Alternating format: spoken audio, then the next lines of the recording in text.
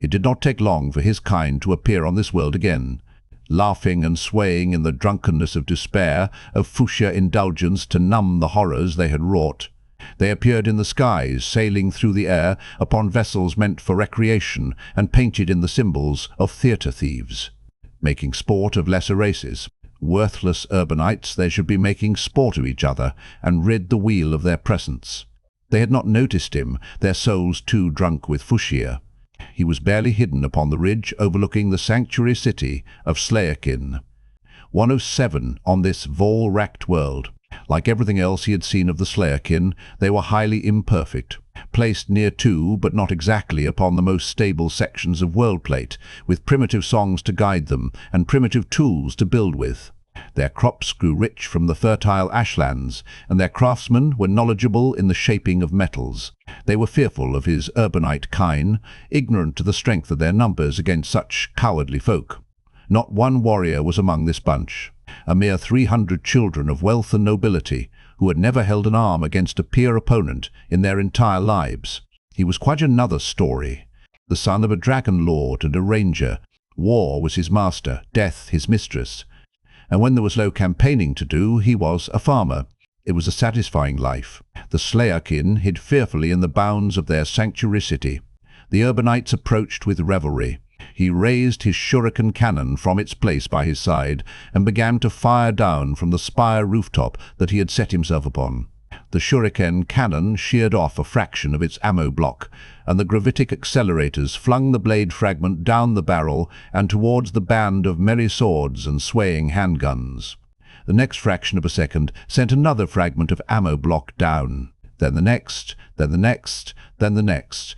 100 fragments fired within a single exhale of air. 100 fragments fell upon the urbanites, clad in mere mesh and costume. A dozen died in the first burst fire of bladed rain descending upon them. He felt a black pleasure at seeing the fuchsia spell upon them break in an instant. They shouted and stumbled back, staring at their slaughter fellows in fear and confusion. He adjusted his aim and fired another burst of bladed rain from his shuriken cannon. Another 10 were sheared into heaps of irregularly butchered meat. His kine began to search for him, set upon the rooftops as he was, slightly hidden by the architecture of this place. A group began to run, heading for the safety of the buildings within the sanctuary city of Slayakin. He did not allow this. Another bladed rain fell upon them, and those closest to the city died in moments. He watched impassively as their souls were devoured by swirling fuchsia. The fuchsia turned an eye to him, features coy and song, shuddering in sick pleasure. He glared at it through the protection of the amulets and spirit stone allocated to him for this quest. It would not be able to sup on his soul, no matter what occurred this day. The fuchsia sighed temptingly and busied itself with drinking the souls of its forebears. They had begun to fire upon the rooftops now, still ignorant to his true position, still wielding sidearms of meagre strength. He let another burst of bladed rain fall, and another 10 were devoured. Their morale was faltering now. He could break them. He warred with his desire to see them dead for a moment, before letting the gold tighten around his brow. He stood from his rooftop, he stepped forwards, and leapt. Mere metal warped under the force of his jump, and he soared through the air for a moment.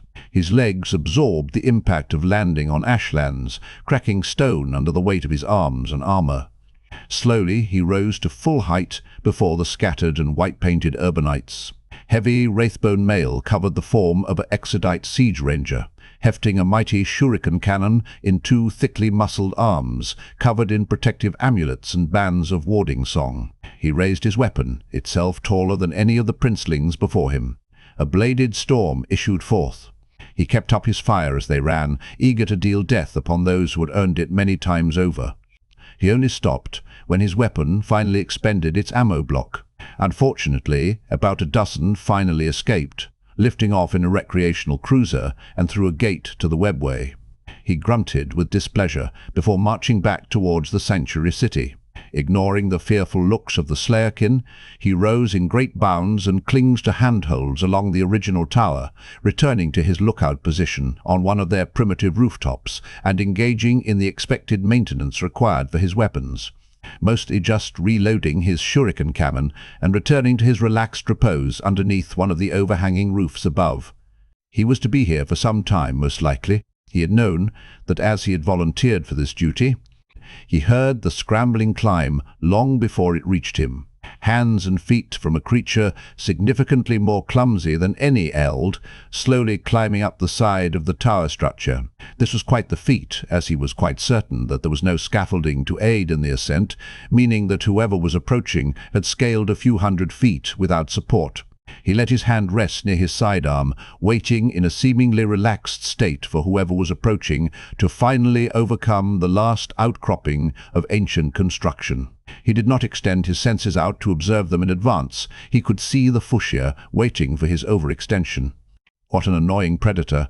He would shoot it from the seas if he could. But one must be mindful of their limits. He'd content himself with cutting off its fingers whenever he could. A hand grabbed the edge of his resting platform, the same darkened grey that all people of this world bore, bombarded by higher levels of sunlight as they were, standard of scale, but dainty and slight in the ways that woman hands were. It was the soul attached to the hand that told him the identity of the one coming to inspect him. More specifically, the spiritual superweapon that was set between her soul and shell. A starheart, even a primitive one, was quite a rare sight in these grim times. He had been astonished the first time he had seen it upon his arrival to this world. The godling pulled herself up, clad in drakehide and scales, liliath white mane flowing like licks of flame at their ends, eyes a deep vol, black bejewelled with an iris of shifting, warm, volcanic tones. She was not quite as tall as an eld maiden, but from his knowledge of the slayer of evil, she would come to grow much larger in a few short cycles. She was the reason why he was here, after all. He let his mask tilt slightly, turning to the godling and being careful to not look too deep into her soul. It was most impolite to do that to primitives. She caught the gaze, not hefting the hammer at her waist just yet, but wary and evaluating. Healthy, at least. With the lean muscle of youthful animals and broad shoulders and hips, she was being fed well enough, he supposed. He did not know how much that was with Slayerkin. She stared for a moment longer, glancing over to the battlefield now cleaned of corpses and pilfered of sidearms, and then back to his own arms. She spoke something in a language he didn't understand, the crude tongue of materium and flesh. He, remembering the book of translation he had been provided for this quest, tilted his head in a manner that signified that he didn't understand her words. Slowly he pushed himself up, reaching for his travel bag and pulling out the booklet that contained a lexicon. Flipping through the pages for a few moments, he attempted to speak. "I do not speak your language." The words flowed in a manner standard to eld, interrupted by the hard stops inherent to the tongue. Such harsh pauses would indicate quite a large degree of resentment in elden tongues. She paused, considering that before slightly relaxing her stance. Staring at him for another long moment, she slowly enunciated a sentence. Memorizing the sounds and flipping through the book once more, he pieced it together after a few moments. "Why are you here?" Nodding to her to show that he translated the words, he flipped through the book again. Using his hands to indicate subject matter more clearly, he responded, "Your brother sent me. Protect you." She considered that for another moment, frowning as she lightly scratched her face in thought. Eventually she responded, and he took the time to translate the words. "Teach you language." He frowned behind his helmet, knowing that was mostly pointless. She would be retrieved soon enough, and he had no need to interact with any of the locals in the meantime. In truth, he shouldn't be interacting with her at all. He glanced at her determined expression and sighed to himself, knowing that he probably wasn't going to be able to avoid this in a reasonable manner. "Okay," he grunted out. A bright look growing on her face, she fell into a seated position and put a hand on her chest. "Vesta," she declared with a grin. He slowly reached up in turn, putting his hand on his chest. Siuna's Roim Rai. He did not bother to translate it for her benefit. Silence before the lion was a mouthful. After several hours of speaking with the godling, keeping an eye on the world around, and doing his best to be uninteresting so that the youngling would leave in boredom, she left his watchtower. She returned the next day with loaves of hard bread. The most terrifying experience he had ever lived through was the birth of She Who Thirsts, their communications with the homeworlds going dark in an instant. A storm that opened where their homeworlds in the distant sky used to be. A wave of hungering influence washing over the whole of the galaxy. The immaterial sky now tainted a light pinkish hue, and other colors burning more deeply in response to the new force. The constant gnawing on his soul, felt whenever he left the protective safeguarding of their world spirit, the waves of despair that engulfed entire sweeping sections of the wheel. Their pantheon devoured, or shattered, or gone. Only the laughter of a thirsting god in its wake. Many had only felt the Vorlish certainty of what had happened. The birth of a new god of the Eldar, a creature of the pleasure cults, something they had all foreseen well in advance. Now was time to weather the storm for however many eons it would take. Kunas had not been satisfied with that.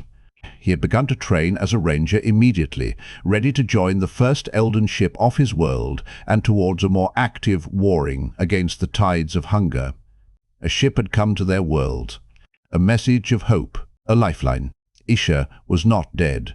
Kaini was not dead. Segorek was not dead. A demigod of a fledgling race, with Kain's arm, Segorak's commandment, and Isha's colors, had arrived to declare crusade for the salvation of their people, with oaths sworn before the graven corpses of their gods. A massive, sprawling list of plans and details that laid out a dozen scenarios in which they could feasibly recover from this calamity. Siunas had marched to his Dragonlord and demanded that they rise to the call, even if the impudence had him banished for the act. He had been expecting that one can only take so many liberties with their leaders, and the Dragonlord allowed him to stay as a passenger to the Eldmoot regardless. The second most terrifying experience had been something else. An event that he later learned was the lighting of the Astronomicon, the lighting of a psychic beacon of such tremendous power that it washed out the previous hues of fuchsia and drowned a large part of the galaxy in golden sunlight. For a time, he feared that yet another new god had been born. Later, he had learned that the sun was a beacon fueled by the Emperor of mankind, father of the Slayer of Evil. The Immateria did not have a sun before. Now it did. That had been the former second most terrifying experience he had ever lived through as a young warrior. He was currently replacing it with what was currently happening. It was one thing to see a spire of gold burn its way through the wheel, a new psychic spoke impaled into the firmament from a great distance away. It was quite another to feel a system-wide tide of that same golden sunfire wash over the planet, scattering all former colors before it, carrying the song of war drums and lyres with its thundering stampede. Once there were a myriad of shades and hundering hues. Now there was only Asuliani gold, everywhere he looked. He was safe in his materium flesh. He was uncertain of how he would fare as a disembodied spirit. "What is it?" Vesta spoke through a mouthful of hard bread, now a good deal taller than she was a year ago. Swallowing, she withdrew the firm loaf from where it had been, soaking in her beverage, and bit into the softened meal again. He was standing now, looking out to the distant sky, beyond the thick atmosphere and far into the distance. His features were flat as he watched a gilded sword cut through the barrier between materium and immaterium and the massive fleet that followed in its wake. It was hard not to with how brightly it shone. The gold that washed out all other colors in the system had merely been its shadow. It was crowned in sunfire. It was cloaked in ghosts. Its song was old and strong and wrathful. It was staring at the godling by his side. It was staring at him. He resisted the urge to shudder in fear. "Your father has arrived," he declared, tightening his crown of certainty. "Best prepare yourself to greet him." "Oh," Vesta replied, again through the mouthful hard bread. "You mean the Emperor, right?" "Not Dar. He said he was going to be busy with jobs for the rest of the evening." "Lots of nails this month?" He resisted the urge to sigh. "Yes, the Emperor of mankind." "Oh, I'll go talk to the Archon. It'll be nice if Hysod could have a nice celebration." She disregarded the normal standards of eating hard bread and instead crunched through the rest of the stone-light loaf in a single moment, then quickly finishing off her drink and standing up. "The other cities might want to join. We'll see if they can send some people in time." Pausing near the ladder she had constructed some time ago, the godling stared at him. He had not moved from his spot. She narrowed her eyes at him. "You're coming too." She wanted him to attend. Absolutely not, he responded with equal stubbornness. He did not want to attend. Several minutes of fierce debating later, they compromised, and he would be attending. There was much fanfare that followed in the hours to come, the time it took for a ship on the end of the system to travel with its secondary thrusters to reach the interior, where the world he was on orbited. This was decent for primitive ships, not quite the void-tipping pace that Eldar ships could reach with their gravity sails, but not that extreme of a difference either. Certainly better than newborn star races who fumbled about at speeds that took years to reach their own outer systems. It was the intense gravity that had the strongest effect, the sheer size of the flagship exerting a force on the world and its nearby moon that he could feel deep within his bones and frame. A ship large enough to pull moons from orbit should it get too close, and without the proper gravitic measures. Slayerkin experienced a sense of lightness, aches from gravity pulling on their bones, just so slightly lessened, with the arrival of the massive golden ship above their world, hovering like a sword overhead, as if the entire world was straining ever so slightly less than before with its presence. He was learned enough in voidcraft to know what that meant. Most were unlikely to even know it was happening. That was merely the largest ship in a fleet of thousands. The scale was absurd. Apparently witnessing the celebration being wrought in his honor, the Emperor of Mankind arrived directly, a crash of materium lightning outside of the city-state, followed by 100 others as he appeared before the charcoal-skinned natives of Nocturne. Tunas wasn't sure what he was expecting, but it wasn't the unfathomable arrogance he saw before him. A world lord wears a crown of gold. A system lord might wear a crown and necklace of gold. A direction lord might wear a full array of gilded regalia, for gold was the color of Ashurian, king of the gods and master of all things. The Emperor of Mankind had skin of bronze, hair of black, and a crown of gold.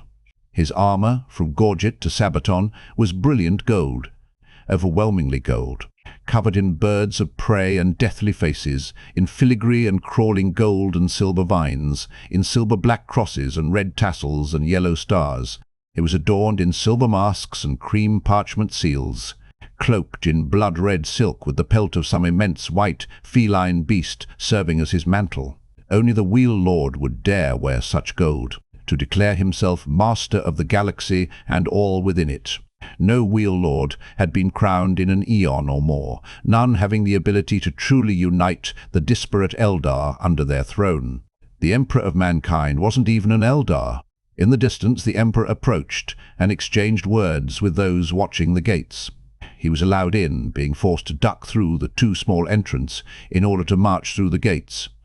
Behind him followed a procession of what he assumed was his personal guard, who were wearing almost as much gold as the Emperor himself was, ignoring the differences in raw volume due to height.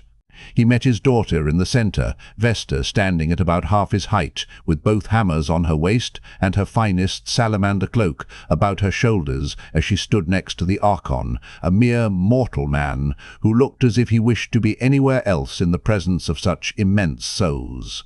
Siunas sympathized with the Slayerkin. The father of the Slayer of Evil spoke in a voice that matched his song, the beat of heavy war drums, the tune of gentle lyres, the trample of hooves and the wing-beat of eagles. He could not understand the language. He did not need to. The tone and enunciation made it clear as a warm greeting. Vesta spoke, for the Archon was in no condition to reply with the weight of gold passively resting upon the city. "You are my father, I suppose." The Emperor of Mankind. The giant in gold, Siunas just noticed that the man was as tall as a Wraithlord, replied, this time in the familiar tongue of Nocturne.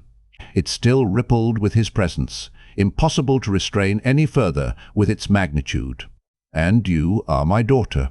Have they given you a name?" Plus, Vesta smiled broadly. "Good Smith and Bell took me in when I landed. He has named me Vesta." The giant nodded with a smile barely visible through the burning sun on his brow. "Vesta, then. I'd come to retrieve you. Have you any business upon this world before our departure?" Blas Vesta nodded. "No great event is complete without a grand celebration. A week of festivities and games for all 7 sanctuary cities, then I'll depart without regrets." The giant considered that, for a long moment, before nodding. "I shall have my custodians arrange gifts. A detachment to integrate and uplift this world was already planned. My scouts tell me this world has been beset by Xenos. Is this true?" Vesta grinned and pointed at him. "Siunas wished to flee immediately.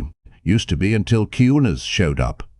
The Emperor of Mankind turned his gaze to the Eldar, trying his best to hide behind the table of breads and salted meats.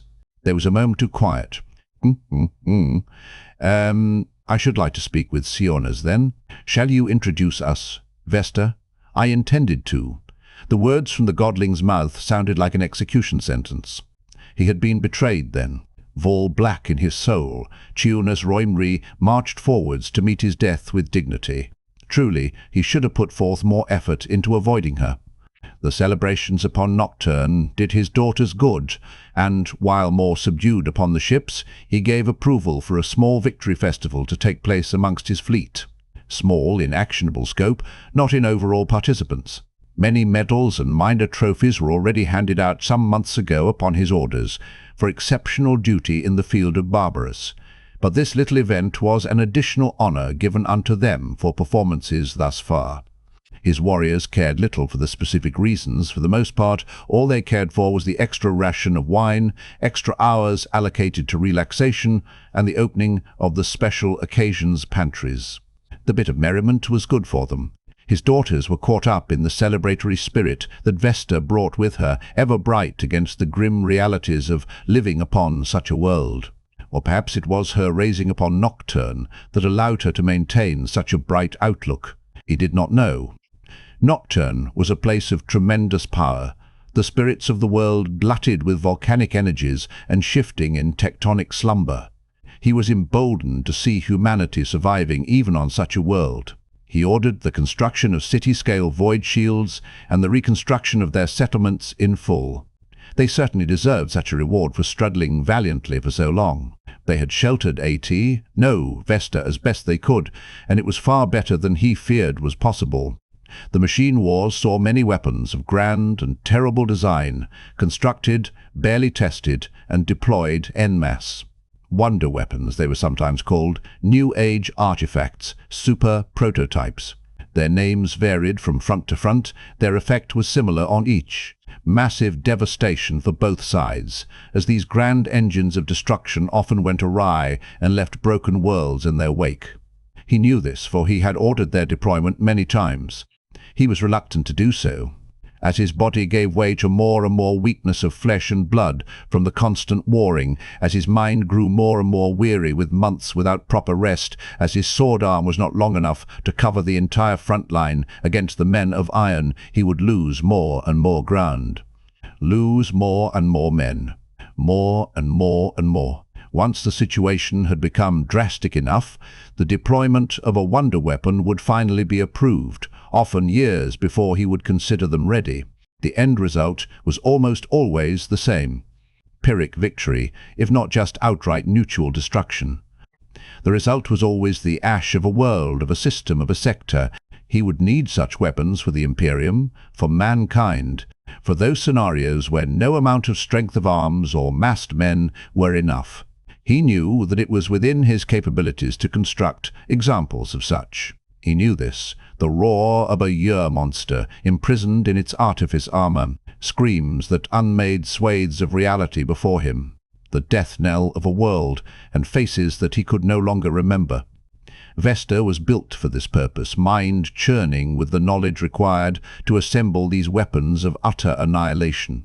The Imperium would need them in those most desperate times, but only in those most desperate times, only then.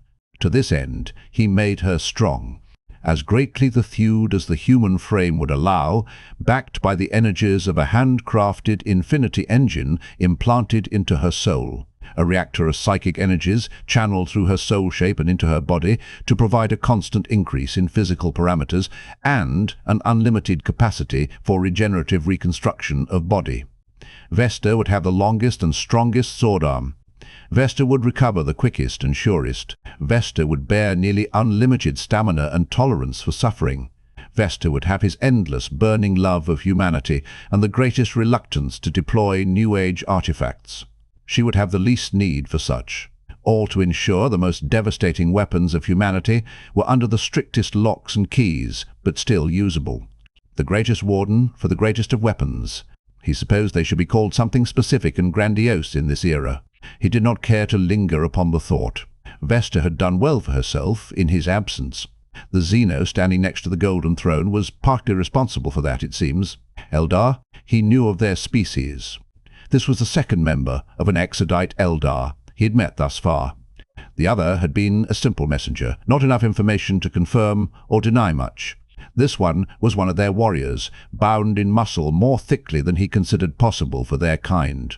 Most of his past experiences with the Eldar were hearing their perverse screams as they cut bloody swathes into his men and drug many away, never to be seen again. Thin and black-clad creatures that were stronger than any normal man, far faster, far more agile, and more practiced in and powerful in psyche than most any save himself. Just one was often enough to cut down entire squadrons. They travelled in packs, upon impossibly agile ships, through gateways into a parallel realm, and seeking nothing save captives and the thrill of torment. One of the great terrors upon the Federation of old. Thoughts of allying with such creatures was unthinkable to him. Fortunately, it was to his supposed son as well, for the Exodites appeared radically different from their Urbanites' kin. Not that he let this Sioiners leave his awareness since coming aboard his ship. He was extending a hand of tentative trust, not foolish enough to expose his back. He had been questioning the Eldar on a great quantity of subjects, mostly pertaining to knowledge of his own people and knowledge of his supposed son's activities thus far, all of which was recorded by an autoquill inscribed in ink and parchments. It was typically safer to store potentially critical information on entirely permanent and physical mediums to avoid problematic tampering. Ink and parchment was perhaps the most economical of those mediums, and thus commonly used. The moot took the better part of 2 sun cycles to conclude, with the suggestions of Rundasil considered and heavily debated upon by the eldest war leaders in attendance. The concluded course of action was 2 allied but functionally independent groups. The Exodite worlds and Rundasil would consolidate and conquer under his direction and provide aid to the Exodus, Lord Malekith, and Exodus fleet. They would travel to the Monotorath, the great vortex somewhere north of your homeworld, I believe, and establish a stronghold kingdom against it. Rundasil was the name they had given to his supposed son. He had briefly touched up upon his Eldon before leaving Terra. It was a roughly equivalent translation as far as his knowledge extended. Such a thing would be required for the incursion into the Bile Bastard's domain to come, and The Emperor shifted slightly, realizing what he heard. The Eldar ceased in his speaking immediately, waiting for him to complete his thought and wave him to continue speaking. The warp storm to the north, the most significant one at least, was the relatively newly born Cygnus X1, the most significant and terrible persistent warp storm yet discovered. They had to skip around the majority of it, Geller fields at full strength for weeks, as they skirted along its edges. He said relatively newly born because it was roughly half a century old. He had felt the tidal wave of chaotic energies wash out from it. It was half the reason he built the Astronomicon, to wash away its influence from the Sol system, the other half being the numerous benefits to transportation from the increased clarity in the warp. An incursion into the Bile Bastard's domain through Cygnus X1, that was an invasion of a daemon's realm. A significant one at that, a place controlled by a warp predator of significant power and song, enough to carve out a mostly persistent realm for itself in the warp. The one who named Bile Bastard. I am unfamiliar with that particular title. He spoke out, making sure to be careful with his declarations in the presence of so many mortal humans. A warp predator that has plagued your people, then? The Eldar stared at him for some moments. He raised a slow, imperious brow. The helm was mostly silent. After some time, the Eldar spoke out in an unsure question. The Eldar paused again, before finally getting a complete sentence out. No, I suppose you wouldn't have knowledge of Sha'iel as my people do. Your race is terribly young yet. There was a complicated emotion in his voice as he spoke. Sha'il was their name for the warp. He rumbled out a reply. The history of mankind stretches back more than 50,000 years. How storied are your people to name my people young? That was about correct, was it not? It was the 30th millennium since they last changed the calendar. He had lived for roughly 10,000 years prior to that time, and he had met sorcerers who claimed 10,000 years of life even before his birth. The histories of the Eldar stretch back 60 million years. He raised a great gauntleted hand to his chin, rubbing it in thought. He ignored the wave of awe and astonishment that overtook the helm. 60 million years was indeed a lengthy time. Then speak the truth as you know it, Zeno, he declared. Speak of this bile bastard, and for what reason my son has agreed to invade its domain.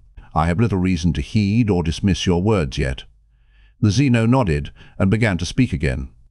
Once the gods of the Eldar ruled over Sha'il, chief among them a Saurian in gold.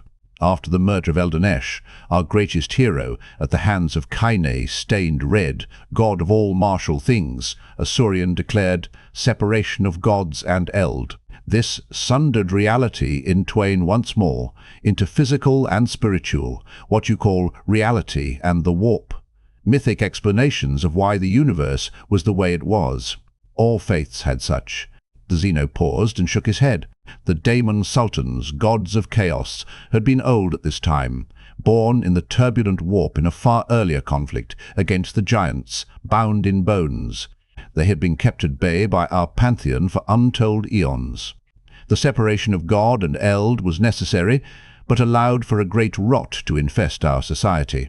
Pleasure cults began to rise, and in time they encompassed the majority of our civilization. It was the Exodus, Lord Malekith, who first declared rebellion against these basal indulgences, and the first of the Exodite worlds were established in that era. Daemon Sultan, a name for a particularly powerful daemon, just another predator to put down in the end. Tilting his head, the Zeno took a moment before continuing. The first of the Exodite worlds would have been established roughly 50,000 years ago, coinciding roughly with the start of your people's histories. The ripples in Sha'il from the actions of the pleasure cults began to manifest great storms in the wheel, the galaxy, and send many places into chaos. Your son referred to this period as the Age of Strife during the Moot. He stayed silent. His hands were carefully placed and relaxed upon the armrests of his throne. The Zeno was also silent for a moment, composing itself behind that helmet, then speaking.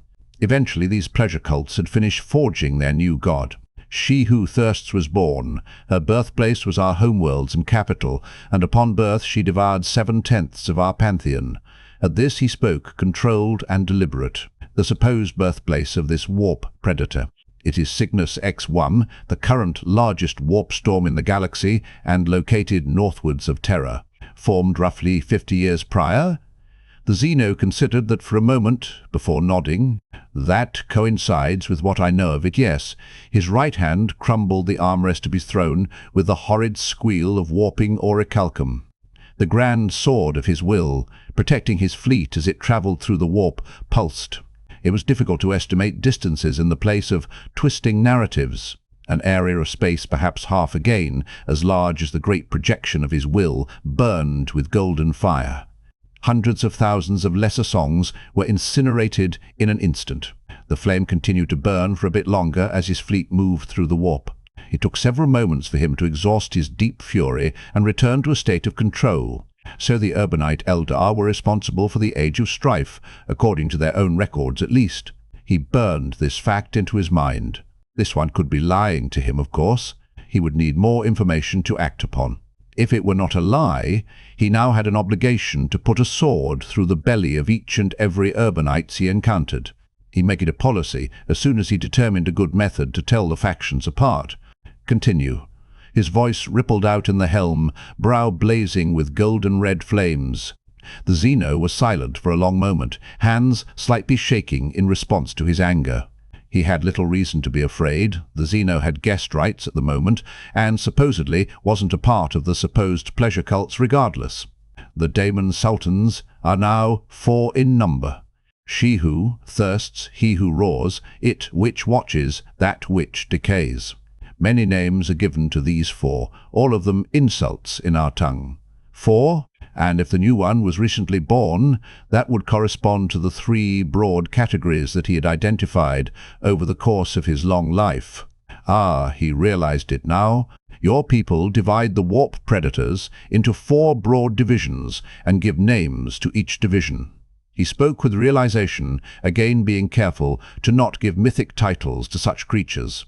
It would not do to be poetic and accidentally cause inconvenient superstitions to rise. He had just finished putting down all the maddened psychers on Terra. Another outbreak would be incredibly inconvenient at the moment.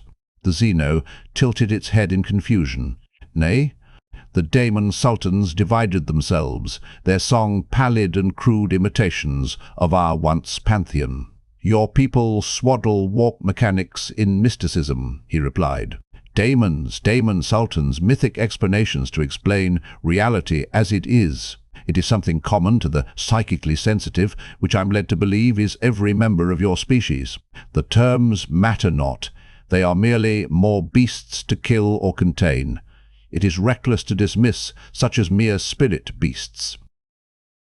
The Xeno argued. They are far more dangerous than mere beasts. He let out a low, rumbling chuckle. Slowly it escalated, growing louder and louder, until he was roaring with gigantic mirth on his throne. Eventually winding down again, he replied with an amused rumble. Do you know what the metal of my arms and armor is? The Xeno shook his head. No. It has many names. Orichalcum, oramite. It is produced through a specific psychoactive refining process upon a specific type of warp entity corpse. Upon Terra, I have been slaughtering this type of warp entity for the past 2,000 years. He grinned. The ravening cults and maddened sorcerers declared these beasts gods, summoning them into vessels of flesh and blood for any number of mad reasons, usually fanaticism. The mightiest among these god-beasts could shake cities with their footfalls and destroy worlds if left unchecked. I turned their flesh and bones into meal and fertilized the earth. I turned their hides into garments and gave them as gifts. I turned their blood into molten alloy, and with it forged my arms and armor. Giving an amused look to the Xeno, he continued. They were called gods, and I killed them as beasts. He waved a hand, focusing his will to repair the golden armrest of his throne, which snapped back into place after a few moments, lines and dents in the metal smoothing out. Name them daemons if you wish, Xeno. Heap fear and titles upon them. I will continue to hunt and butcher them as I always have. Leaning back in his throne, he continued, bemused. Looking at the distance in the warp, they would not be at the supposed capital of his supposed son's empire for a short while yet. Narrowing his eyes at the budding warp storm, he resolved to take care of that as he entered, as a favor. You spoke of your pantheon, seventh tenths devoured. This relates to why my son has agreed to military incursion into the deeper warp. Yes, for the blight bastard has taken our mother goddess Isha into captivity. She was spared of being devoured, but is currently imprisoned in his rotten realm. Raising a hand to his chin again, he spoke. Tell me of your mother goddess. A semi-benevolent warp entity then, racially bound, bust. 60 million years. That was more than enough time for artificial warp entities to be deified by descendants of their creators. He had to handcraft the souls of his primarchs already. Doing so on a much larger scale is theoretically possible. The Xeno began to speak again, and the Emperor readied the sword of his will for the collision to come, starting the process of twisting it into an arrow. Baston, capital of Albion, was long readied for the warp storm to come, psychers watching as the storm front slowly approached their system to crash against their manifold warding runes. They were not ready for an immense drill-like projection of purest gold to crash through the storm, emerging over the course of the next few hours like an immense beast rising from the waves. The spin of the lance caught the approaching warp storm in its counterspin, blades of swirling light tearing apart the unfocused and self-destructive narratives, pulling all things into the immense rotation of the lance itself and disrupting the energies within. and the storm was unmade by light, which shone down on Baston as the approach of a man named the Emperor. Stretching his senses across the world, the Emperor frowned. 3 of his daughters were present, as was one soul of particular note, but his supposed son and one of his daughters was either hidden from him or not present. "You did send word ahead, Zeno, correct?" he asked to the eldar, who had just spent the last hour and a half waxing poetically about their pantheon. One shattered god of violence, one missing god of mockery, one imprisoned goddess of life. It was quite the sorry state, if he were the judge of it. Zeno was in communication with an entity upon the world, judging from the state of his soul. After a moment he replied, "Rundasil and one of his sisters are apparently responding to an orc incursion against his southern worlds. It is unknown when he can return." The Emperor grunted. It was no large issue. He would simply have to travel there after checking upon the status of his daughters already present. These things happened from time to time, and he was already here. The ship Bucephalus, largest and mightiest in the Imperial fleet, slowly descended near the surface of Baston's capital. The anti-gravity measures were in full effect to prevent the ship from disrupting the very tectonics of the planet itself with the immensity of its scale. Presentation was important. Setting down the ship to face the rising sun, casting a shadow the size of a country behind it, Bucephalus descended upon the agreed landing location. Not for an actual landing, of course, but merely close enough for the longest retractable gangway to rest against the ground and allow for proper descent. The use of the Imperial teleporter for a theoretically social event, as this was not advisable. The longest ramp lowered down slowly. A great gate in the side of one of the ship's many hangar bays opened up to cast a burning light across the entirety of a silent city. The ramp itself was long enough to touch the earth from a height greater than the greatest towers on Baston, and wide enough to accommodate the march of a full Imperator Titan. It was not strong enough to accommodate such a Titan, but then again, little was. Imperators were quite heavy. At the head of an immense procession, the Emperor of Mankind strode. Following him were his adult daughters, Hathor, Lofn, Athena, and recently Fulgrim, a guard detail of his custodians. Behind them a number of Astartes, behind them a number of solar auxilia, each carrying the many united banners of Terra with them. Heralds announced their arrival with fanfare, trumpets and drums and hymns of praise. The humming choir of tech priests echoed out over the procession, ancient and honored wise men carrying containers of burning incense and plasma flames mounted upon high torches. As he descended, he saw the ones awaiting his arrival. 4, 8, and 14 were each present in formal wear, all fully grown as far as his eye could tell. With them was a senior tech priest, and several more eldar. He assumed they were exodites. The 2 in the very front of the procession were most notable. The male was tall and bound in muscle, similar to Siona's, wearing a cloak crafted from the hide of some immense reptile and armor plate of the same bone-white material as he usually saw Eldar wearing. His soul was strong and fiery. The woman's scale dwarfed all other Eldar he had seen before, a hair's breadth before 10 feet. Her hair was a light blonde, and her eyes a deep blue. Her form was undeniably attractive, full in figure and fair in skin. The woman's soul dwarfed all but his own. A calm, placid sea that rolled with gentle waves. Blue and sunlit, but concealing deeps that he could see no end to. An old and particularly powerful Eldar them, he would take heed to ensure he was not taken off guard. After many minutes of steady march, he stepped off the ramp and onto the white stone of the courtyard below. In lockstep, the immense procession behind him immediately stopped. Letting his gaze travel across each subject before him, he waited to be formally greeted. The Eldar woman shifted, opening her mouth to speak. So she was in nominal command, or perhaps merely the highest ranking for social events. He turned his gaze to her. "You have such beautiful eyes." She spoke with a warm smile and fluttering ears. For the first time in a very long time, the Emperor was caught utterly off guard. Much work had been done in the last 6 cycles since the moot. His friend's people were relatively squat, short-lived, soul-blind, and primitive for the most part. That, as he had come to learn, concealed a rather Volish people, industrious, darkly humoured, and honourable in their own manners. Of greatest note was their sheer variety, which took some time for Asanil to understand. Men came in just about 100 different species, it seemed. Not just varieties of coloration and underlying structure, but in entirely alternative general shapes, general scales, general attributes, and even additional appendages. Yes, humanities included variations of race that included Jirinx-like features, horns and hooves, more than eld stature at the cost of near-animal intellect, aquatic adaptations, and in one most notable example, outright scales. Such variations among the eld were almost always the product of idle tampering on discrete individuals, not sweeping changes to entire sections of the population. He had complained at that time to his ever-frowning friend that humanity was a dozen races wearing the skin of one. That performative rant brought a rare and treasured chuckle and smile to Roboot's face.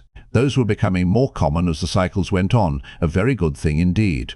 Now, if only he and Miriel would stop circling each other as binary stars, the intercourse would be good for him. It was certainly good for him. He and Briaca were currently on their third child, working on the fourth.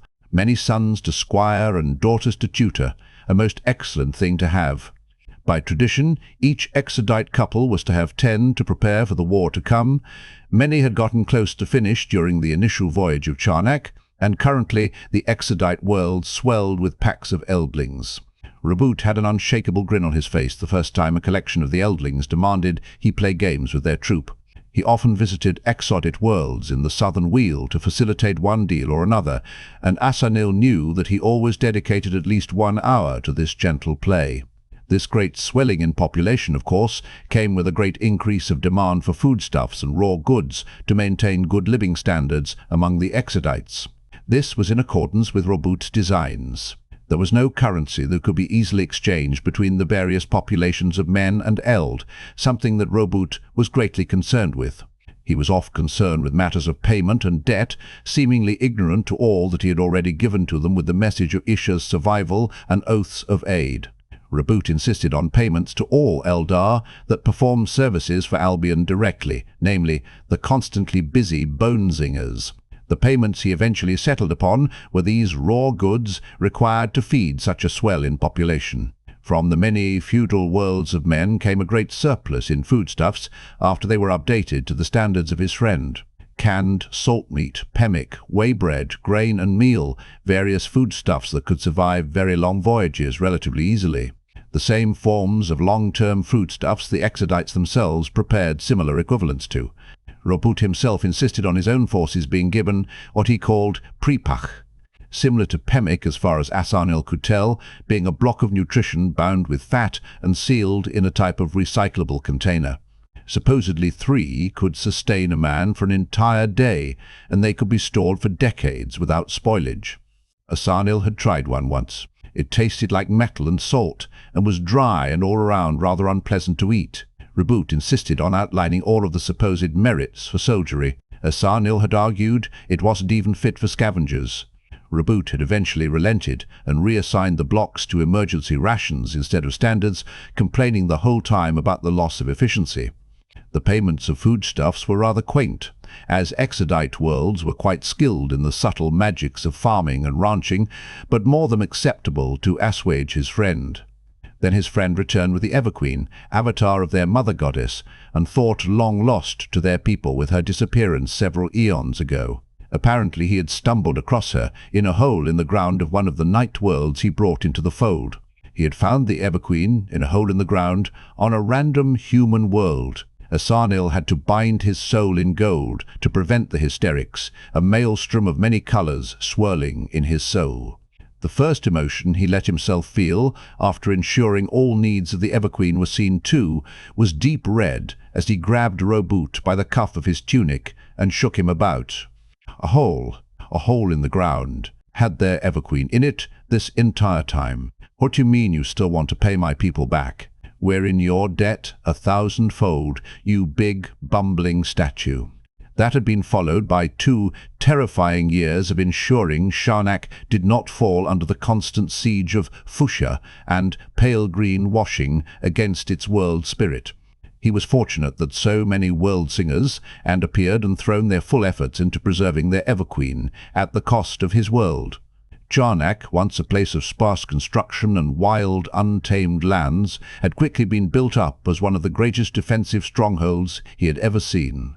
The World Tree, now surrounded by white walls and towers, enough to render it a small mountain city in its own right, and dozens of cities springing to existence like weeds to house the massive influx of pilgrims and warriors, all coming to see and swear themselves to their returned Everqueen. His once humble inner sanctum was not enough. He had to commission a brand new shrine capital on his world. Spitefully, he replaced the entirety of his former favorite mountain with it. The view was already ruined, might as well force his fellow dragon lords to pay for its complete reconstruction into a new holy city. Charnak was getting civilized, and it disgusted him. It was an unfortunate requirement of housing the strength of eld required to protect their Everqueen during her pale blue song. It had ended sooner than he thought, the mournful tones weighing heavy upon his world in that time, and thankfully done. Everqueen had begun to educate herself on the matters of the modern courts, and had decided to take up her ceremonial duties once more, despite their insistence that she need not do a thing. Just her good living was more than triumphant enough for his people. Things had begun to resume their normal paces, standard everyday events. Worlds constantly being brought into the fold, ships always in transit, more and more bone song ringing out on each and every nearby system. One of the Farseers, upon predicting a troublesome orc invasion in the south, informed Roboot. His friend decided it was a good opportunity to ensure his youngest sister was educated in war matters by aiding him in the defense. All was as expected. Orcs were everywhere. You would never run out of them for practice in warfare, and the green-skinned warriors indeed preferred it that way. Then they received word from the east. The Emperor of Mankind, Roboot's father, was on his way to meet his son, at the head of a fleet of thousands of warships, many equal to or larger than any of the modest Exodite fleets, with soldiers that outnumbered the stars in the sky. A projection of his psychic will shearing through the tangles of the warp as a knife cuts taut twine. Each of the sisters and all peoples of import were quickly called to Baston as soon as possible. Fortunately, most were still close by and able to return within the months it took for the father to arrive. All except Roboot himself and the sister with him, currently in the midst of an important defensive campaign that had escalated to requiring his personal attention. He spat many curses at Ziggorath. The moment that message returned to him, the god jester was almost certainly laughing at him. Specifically, it was only polite to rage in the proper manner. He had the honor of arranging the ceremonies of the father's arrival, taking command of the world from the world steward of Baston, and working tirelessly to get all the affairs in order. He thought himself quite prepared to meet with the man-god that could plant a new golden spoke into the wheel with his will. It was a close thing in the end, because he recognized the shape of the soul that burned its way through the sea of many colors, through Shael, the hell that daemons dwell within. He recognized it from old legends of the questing birds of Assyrian, dread things of storm songs and golden fires, wild sunfire gods tamed by Kurnus and gifted to his golden father as hunting raptors and honor guards. Maelshael Atharakia, the beautiful eagle from hell that brings an end to all things. He had thought they had all been devoured with Assyrian, consumed by she who thirsts during her dreadful birth. Yet here was one wearing the skin of a human. Here was one that was dissipating, a hellstorm with the flexing of its wings. Here was one casting a grand golden shadow over the system and driving daemons before it. How could it be anything else? It descended in a ship unlike any other, immense in scale in a manner only the Eldar flagships could hope to compare to, plated in immense gold of a deeper than mortal hue and covered in Vorlish long guns. It descended, engines of grand materium design pumping energies into the fabric of reality. About it, countering the immense pull that such a massive vessel brought with it. An enormous ramp descended from the side and sliding down to touch against the stone of the courtyard with a feather-light touch. There, in the center of the colossal doors that opened with the descended staircase, stood the father of Roboot, the Emperor of Mankind. burning, winged, eagle-helmed, star-crowned, lightning-clawed, storm-heralding, light-casting, and bringing with it a song of wrathful drums and melancholy strings. The flesh it wore was immense, bronze-skinned and as tall as a wraith-lord, clad in heavy, mannish power mail and bearing the mantle of an immense white great gyrinx of some variety. One step after another, it descended.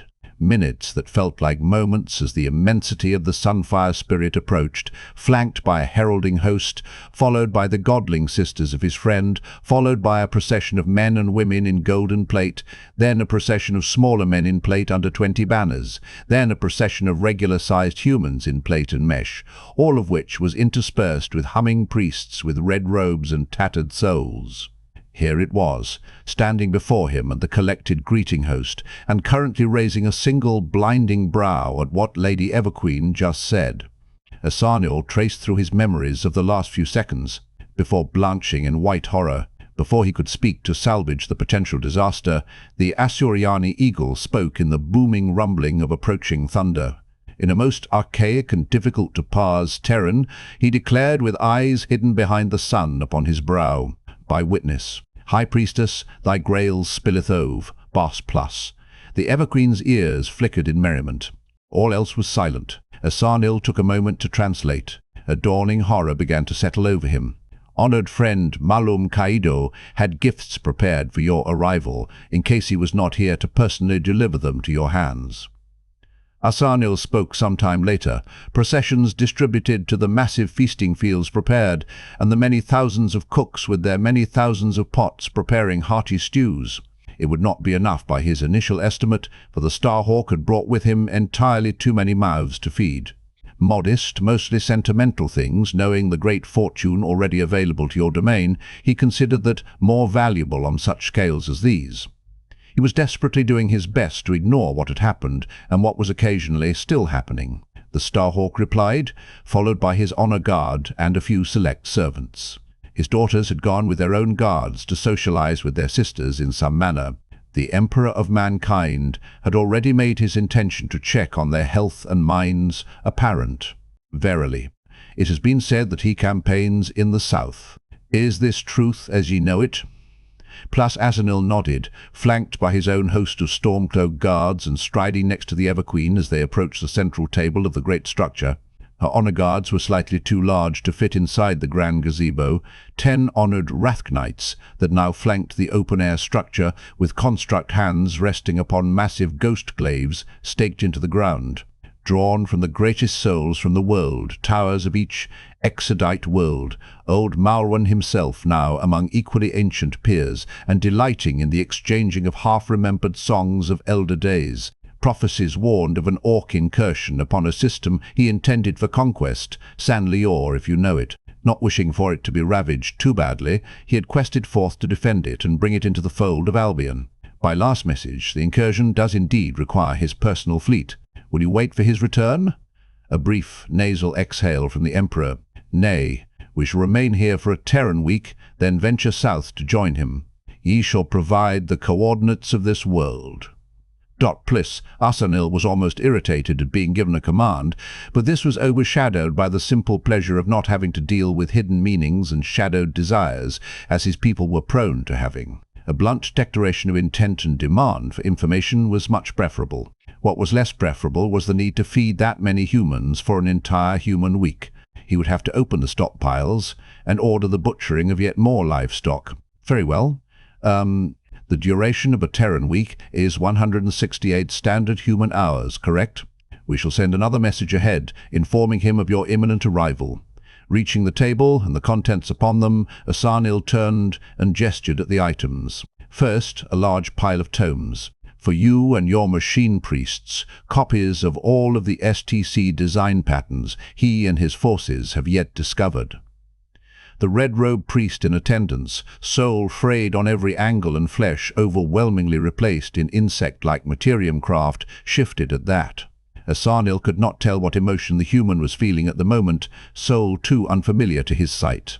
The Emperor nodded. Then another large pile of tomes. For you and your select agents, updated copies of all the tomes, yet written by Malum Kaido's hands. two of which are updated intelligence on the manifold enemies of the wheel, and one of which is a primer he has prepared about the eldar for future diplomacies. The Emperor nodded. Then the Ever-Queen took over the gifting, something that Asanil wished to interrupt but was unable to. He instead flicked his ear-tips in distress as she strode over to the great lockbox and opened it. If it were anyone else, he could have glared them into not moving. But this was the Ever-Queen. Asanil could not bear to go against her wishes.